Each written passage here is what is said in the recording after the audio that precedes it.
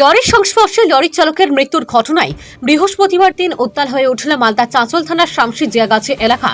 ঘটনায় উত্তেজিত জনতার ক্ষোভের মুখে পড়ল পুলিশ। যার জেরে ব্যাপক উত্তেজনাময় পরিস্থিতি তৈরি হয় এলাকায়। স্থানীয় সূত্রে জানা গেছে, বুধবার ভোররাতে শামশি জিয়াগাছি বাইপাস এলাকায় রাস্তার ধারে দাঁড়িয়েছিল ছাই বোঝায় একটি ড্যাম্পার। সেই ড্যাম্পারে হঠাৎ করে ছাই বোঝায় একটি 14 চাকার লরি সজোরে ধাক্কা মারে। সেই ধাক্কায় লরির সামনের অংশ পুরোপুরি দুমড়ে মুচড়ে যায়।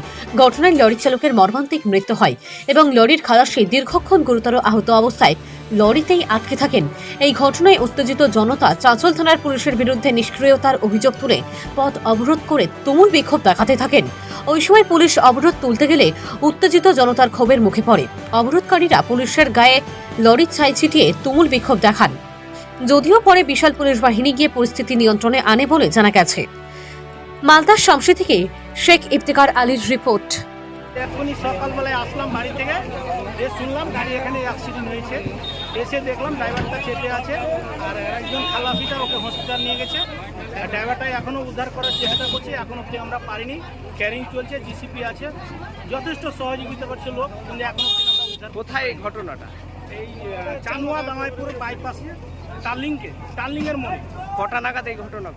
রাত 2টা নাগাদ। চালাচ্ছে, এখন অব্দি পারছে না। প্রশাসনও সহযোগিতা করছে, কিন্তু এখন অব্দি উদ্ধার করতে পারছে না।